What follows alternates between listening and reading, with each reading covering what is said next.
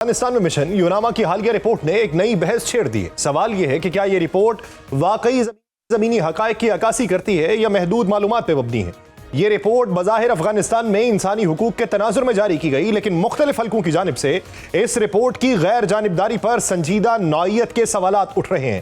ناقدین کے مطابق یوناما کی حالیہ رپورٹ میں توازن کی کمی دکھائی دیتی ہے اور بعض نکات یک طرفہ محسوس ہوتے ہیں۔ یوناما کا مینڈیٹ سلامتی کونسل کی قرارداد 2822 کے تحت واضح ہے۔ اس میں امن، انسانی امداد، انسانی حقوق اور سیاسی عمل میں مدد فراہم کرنا شامل ہے۔ اس کے ساتھ علاقائی تعاون اور انسداد دہشت گردی کی کوششوں میں ہم آہنگی بھی شامل ہے، لیکن یوناما کے مینڈیٹ میں سرحد پار کارروائیوں میں ہلاکتوں کی حتمی تصدیق کرنا شامل نہیں۔ اس کے باوجود حالیہ رپورٹ میں ہلاکتوں کے اعداد و شمار جاری کرنے میں جلد بازی کا مظاہرہ ہوا، جبکہ زمینی حقائق ابھی مکمل طور پہ واضح نہیں تھے، اور یہی جلد بازی اقوام متحدہ کے ذیلی ادارے کی ساکھ پر سوال کھڑا کرتی ہے۔ سب سے بڑا مسئلہ یوناما کی محدود رسائی کا ہے۔ یوناما کا عملہ زیادہ تر کابل کے محفوظ کمپاؤنڈز تک محدود رہتا ہے، انہیں آزادانہ نقل و حرکت حاصل نہیں ہوتی، وہ ان علاقوں تک رسائی حاصل نہیں کر سکتے جہاں عسکری کارروائیاں جاری ہوں۔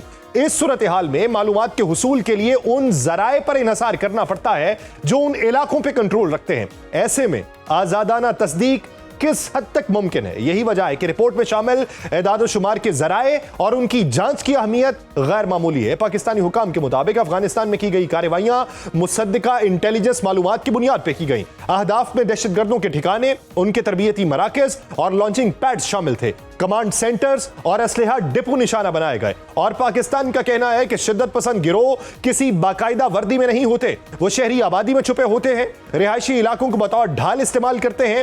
اس وجہ سے نقصانات کا درست اندازہ لگانا مشکل ہوتا ہے اور بعض اوقات عسکریت پسندوں کو عام شہری ظاہر کر دیا جاتا ہے۔ اقوام متحدہ کی مانیٹرنگ ٹیم پہلے ہی یہ نشاندہی کر چکی کہ ہزاروں ٹی ٹی پی جنگجو افغانستان میں موجود ہے، انہیں لاجسٹک اور آپریشنل سہولیات بھی حاصل ہیں۔ پاکستان کا کہنا ہے کہ وہ اپنے حق کے دفاع کے تحت کارروائی کر رہا ہے، کیونکہ افغان سرزمین سے مسلسل حملے ہو رہے ہیں۔ ایک رپورٹ یہ بتاتی ہے کہ ایسے حملوں کی تعداد سینکڑوں تک پہنچ چکی ہے۔ گلوبل ٹیررزم انڈیکس کے مطابق دہشت گردی سے ہلاکتوں میں نمایاں اضافہ بھی ریکارڈ کیا گیا۔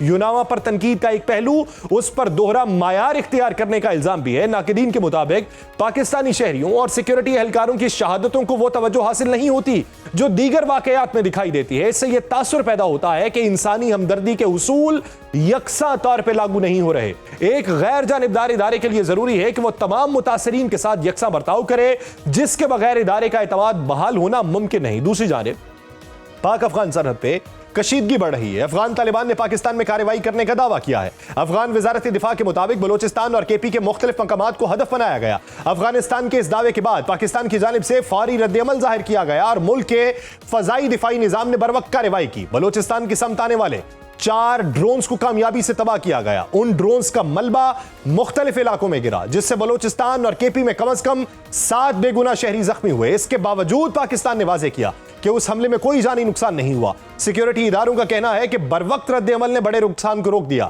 پاکستان نے ایک روز قبل ہی افغان صوبوں پکتیکا، پکتیا اور کنڑ کے علاقوں میں دہشت گردوں کے محفوظ ٹھکانوں کو نشانہ بنایا۔ یوں دونوں جانب سے کارروائیاں اور جوابی کارروائیوں کا سلسلہ تیز ہے۔ اس وقت صورتحال یہ ہے کہ ایک جانب بیانیے کی جنگ جاری ہے اور دوسری جانب زمینی کشیدگی بڑھ رہی ہے۔ ہر فریق اپنے موقف کو درست ثابت کرنے کی کوشش کر رہا ہے۔ ایک طرف پاکستان سرحد پار خطرات کو اپنی سلامتی کا مسئلہ قرار دیتا ہے، تو دوسری طرف افغان طالبان اب بھی اپنی ہٹ دھرمی پر قائم ہے۔ فتنہ الخوارج کی افغانستان میں موجودگی اور مسلسل حملے اس کشیدگی کی بنیادی وجہ بنے ہوئے ہیں، اور یہ صورتحال اگر برقرار رہی تو خطہ ایک بڑے استحکام کی جانب بڑھ سکتا ہے۔ اسی منظرنامے میں بات کریں گے۔ ہمیں جوائن کیا ہے سینئر جرنلسٹ واشنگٹن امریکہ سے گیتی آرا انیس صاحبہ نے۔ گیتی آرا صاحبہ بہت شکریہ آپ کے وقت کا۔ گیتی آرا صاحبہ، یوناما کی جو افغانستان کے بارے میں رپورٹ ہے اور پاکستان کی جو ریٹیلیشن کی پالیسی کے اوپر بنائی گئی، اور اس میں ہلاکتوں کے بارے میں جو تضادات منظر عام پہ آئے ہیں، آپ کیا سمجھتی ہیں کہ یہ رپورٹ کس حد تک غیر جانبداری کے تقاضے پورے کر رہی ہے؟ جی تھینک یو یاسر۔ ایک تو یہ کہ جو رپورٹ ہے اس کا مسئلہ یہ ہے کہ آپ اس کو پرابلمٹک اس لیے بھی کہہ سکتے ہیں کہ پچھلے کچھ عرصے میں بلکہ کچھ سالوں سے دنیا بھر میں ایک آواز اٹھ رہی کہ یونائٹڈ نیشنز کی بہت سے جو ذیلی ادارے ہیں، تمام کی میں بات نہیں کرتی لیکن بہت سے جو ادارے وہ بہت بائسڈ ہیں بہت ساری چیزوں کو دیکھ، اس کی بہت ساری وجوہات ہیں۔ صرف ایک وجہ بھی نہیں ہوتی, بہت کچھ پولیٹیکل ہوتی ہیں, کچھ ان کی انفراسٹرکچرل ہوتی ہیں چیزیں, جیسے آپ نے یہاں پہ ذکر کیا افغانستان کا. تو اوور آل اگر آپ اس کو if you skim through this report تو وہ عجیب سی آپ کو اس لیے لگے گی کیونکہ اس مشن کا ایک تو مینڈیٹ بھی یہ نہیں ہے, محدود ہے. دوسرا یہ کہ یہ اگلے سال تک صرف ایکسٹینڈڈ ہے, وہ کہ اسے 2002 میں جو ہے اسے بنایا گیا تھا. لیکن اب آپ یہ دیکھ لیں کہ کابل جو کہ ایک بالکل کلوزڈ قسم کا کیپٹل ہے, دنیا سے کٹا پھٹا ہوا بالکل, اور وہاں پر جن 2-3 ملکوں کی رسائی ہے وہ آپ کو پتہ ہی ہے کون ہے, کہ انڈیا کے بہت ایکسیس ہے وہاں, انڈیا کی اسرائیل کی بھی ایکسیس ہے وہاں پہ, اور لے دے کے یہی چند ممالک ہیں جن سے ان کا رابطہ رہتا ہے کھلم کھلا. اور وہاں پر اگر کوئی آپریٹ کر رہا ہے آن دا گراؤنڈ تو وہ ایزی نہیں ہے, اس پہ ہی کوسچنز اٹھ جاتے ہیں, کیونکہ وہاں پہ آپریٹ آپ جب تک نہیں کر سکتے اس وقت جب تک آپ ایک سرٹن لائن جو ہے وہ ٹو نہیں کریں گے. اب کس کی لائن نہیں ٹو کریں گے؟ ظاہر ہے کہ طالبان ایڈمنسٹریشن کی. اور دیکھیں پاکستان جو ہے یہاں جن ہلاکتوں کی ویلڈیٹی کے اوپر تو بات ہی کرنا بیکار ہے. پاکستان یہاں تک آیا کیسے کہ ہمیں اپنے دفاع کے لیے یہاں تک جانا پڑا؟ پاکستان شروع سے کہہ رہا ہے, سالوں سے کہہ رہا ہے کہ آپ اپنی یہ جو سرزمین ہے اس کو روکیں. پاکستان کے اندر جو اتنے حملے ہوتے ہیں, ٹیررزم بڑھتا چلا جا رہا ہے, بڑھائے چلے جا رہے ہیں آپ, تو کیا کیا ٹی ٹی پی کو کیا روکا؟ وہاں کی حکومت نے بالکل نہیں روکا. بہت ان کی معاونت کی, ان کی سپورٹ کی, بہت حد تک ان کو ٹرین کیا, اور وہ لوگ گراؤنڈ پر موجود ہیں. یہ کوئی ایسی ڈھکی چھپی بات نہیں ہے. تو پاکستان کے پاس آخر میں کیا چیز رہ جاتی ہے اپنے دفاع کے لیے؟ یہی کہ وہ ظاہر ہے کہ وہ ان کو ایک بڑا اسٹریٹجک قسم کے طریقے سے, ایک محتاط طریقے سے ان کو ایلیمینیٹ کرنے کی کوشش کریں.